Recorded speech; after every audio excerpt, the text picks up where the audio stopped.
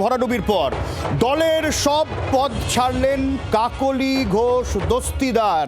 কাকলি ঘোষ দস্তিদার, যাকে নিয়ে বেশ কয়েকদিন ধরে নানান জল্পনা, দলের সমস্ত পদ থেকে ইস্তফা দিলেন কাকলি ঘোষ দস্তিদার।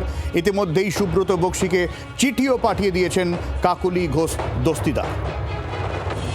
আমি আরও আপডেট নেওয়ার চেষ্টা করব, কোন কোন পদ থেকে কাকলি ঘোষ দস্তিদার পদত্যাগ করলেন, পেছনে কোনো কারণ জানা যাচ্ছে কিনা। প্রবীর রয়েছেন আমাদের সঙ্গে সরাসরি। প্রবীর,